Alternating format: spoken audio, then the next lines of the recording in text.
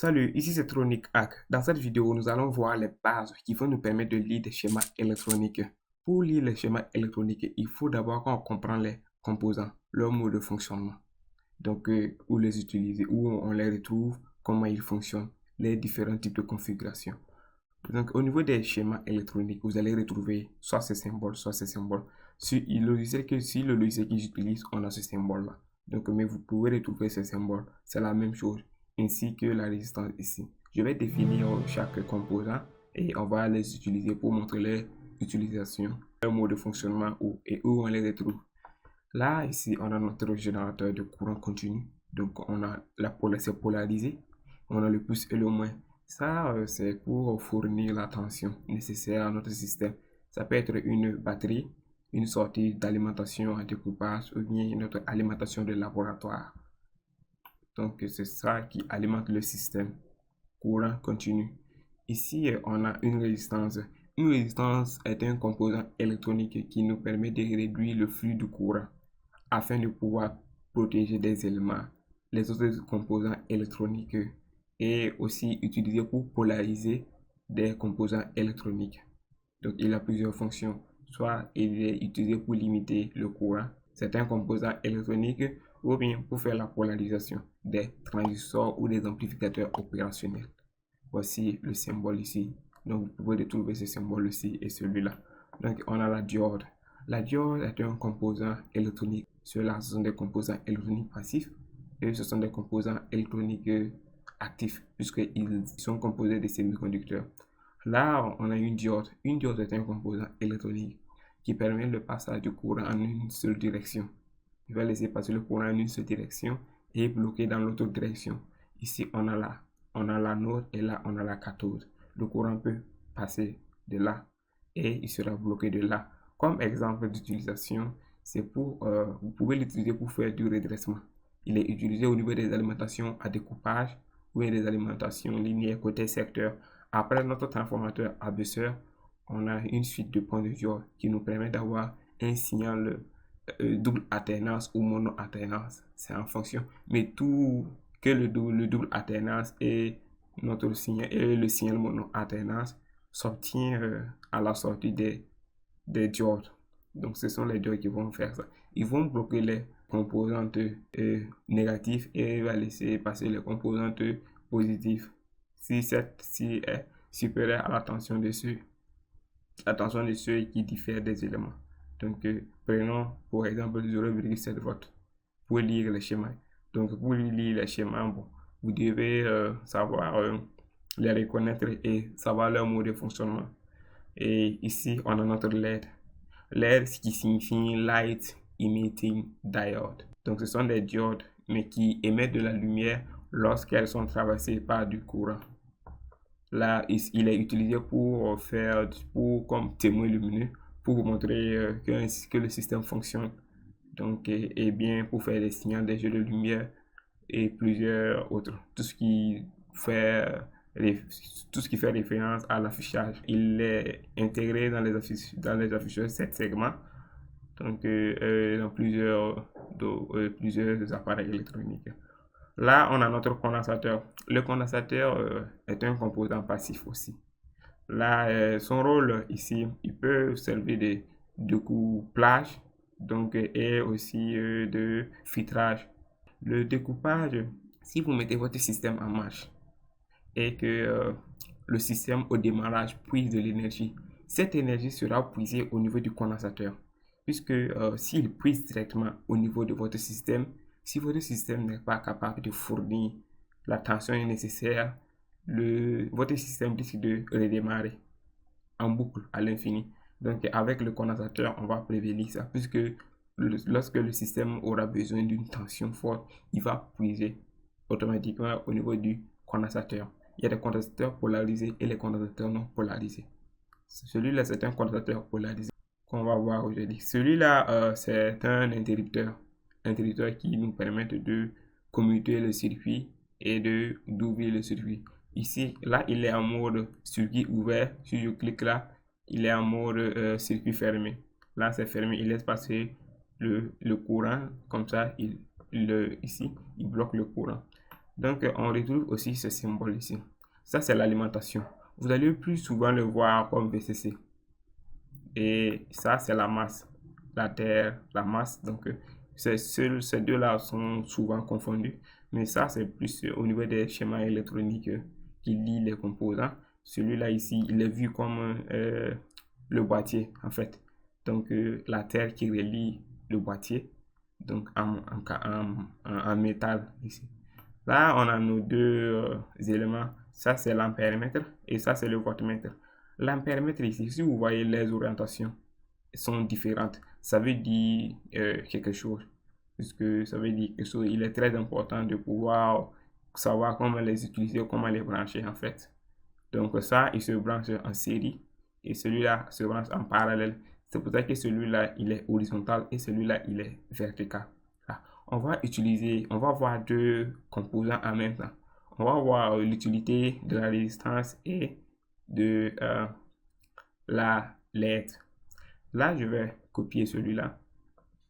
Donc, il faut que j'ai oublié que celui-là n'est pas intégré au niveau de EasySpotus. Donc, je vais prendre celui-là. Je vais le copier, venir ici, dans notre espace de travail là. Donc, je le libère. Je vais utiliser là l'aide, celui-là. Là, je vais l'alimenter directement.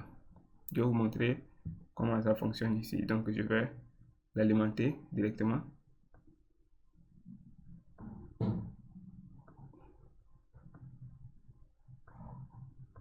Comme ça, je l'ai alimenté directement en fait. Là, je vais utiliser la masse, celui-là. Donc, je mets au niveau du moins. Puis, je fais une liaison. Donc, vous allez voir un point. Ce point-là veut dire qu'il y a une liaison en fait. Donc, mais si je fais comme ça.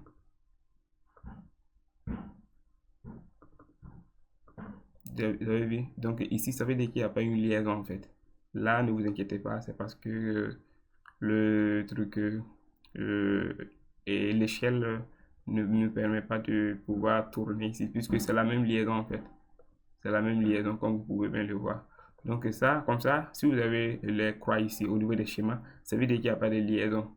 Ou bien il peut faire, il peut jump, il peut faire celui comme ça. Donc il peut faire comme ça, arriver ici, il jump comme ça. Donc ça veut dire aussi qu'il n'y a pas de liaison. Pour les liaisons, soit ça peut être aussi comme ça. Comme ça aussi, ça veut dire qu'il y a une liaison. Et comme ça aussi, un nœud. Donc un nœud, c'est l'intersection de plus de deux éléments ici. Donc de deux éléments ou plus. Là, il y a la connexion aussi. Tantôt celui-là peut dire qu'il y a une connexion. Donc tantôt celui-là peut dire aussi qu'il y a une connexion. Ça, en tout cas, on sait sûr à 100% qu'il y a une connexion. Mais si vous avez ces deux-là, donc uniquement que ces deux-là dans un circuit, ça veut dire que celui-là fait une connexion et celui-là ne fait pas une connexion. Comprenez? Et celui-là signifie automatiquement qu'il n'y a pas de connexion. Celui-là, ça veut dire que ces deux fils ne sont pas reliés.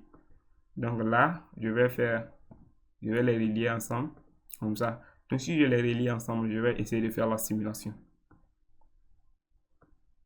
Donc on voit l'erreur ici, on voit VCC. Donc il faut lire les erreurs pour pouvoir les comprendre. Donc ça veut dire que celui-là dérange le circuit. Donc je vais l'enlever, puis je vais réessayer. Là, on voit que la LED s'allume. Ici, il est très important de pouvoir comprendre le composant en fait. Donc, savoir le composant, il faut lire la fiche technique du composant. Je vais double-cliquer sur le composant. Je vais lire les caractéristiques. On a 2,2 volts et 10 mA. Mais là, si je branche l'ampèremètre, donc je vais le copier.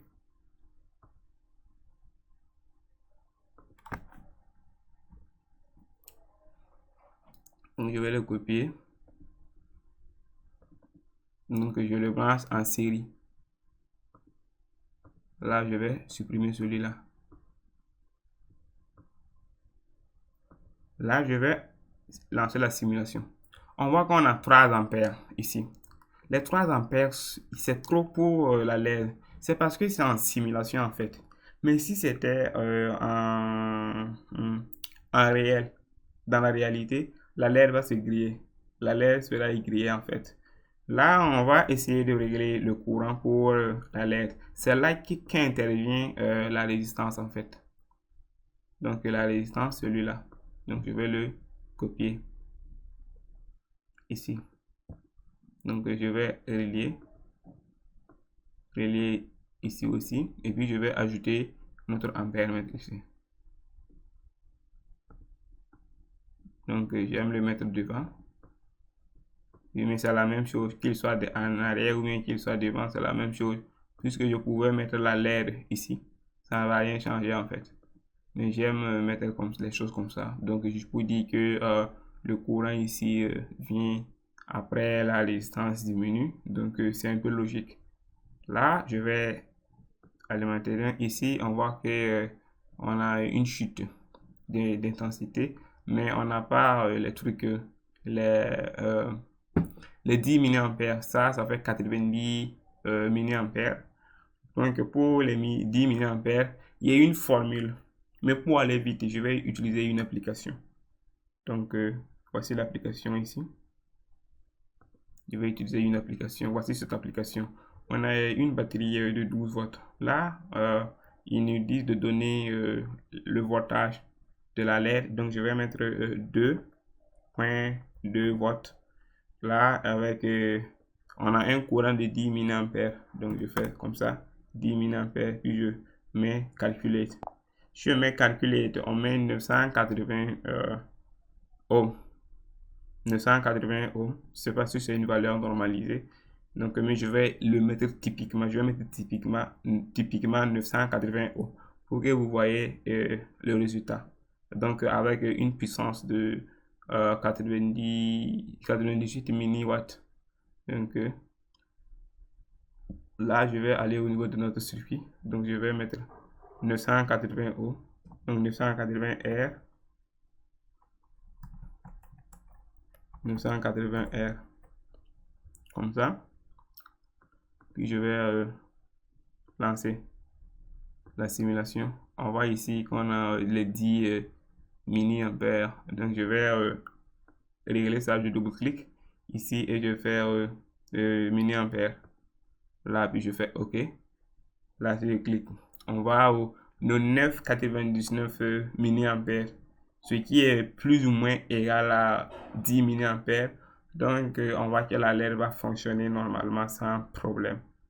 Donc, là, on va laisser comme ça pour cette vidéo. On va aller plus dans les prochaines vidéos. Dans les prochaines vidéos, on va aller plus. Je vais vous montrer d'autres utilisations de la résistance, puisqu'il peut être utilisé en diviseur de tension ou bien diviseur de courant. Donc, je vais vous montrer ça, puisqu'il faut que vous détectez ces patterns, tout ce type de circuit, afin de pouvoir comprendre, lire les schémas électroniques. Si vous avez aimé cette petite vidéo, donc, mais qui a duré, voilà, puisque je devais introduire en même temps les éléments. Donc, n'hésitez pas à vous abonner, de liker pour plus de vidéos et d'astuces en électronique. Tronic Hack, on est ensemble. Merci.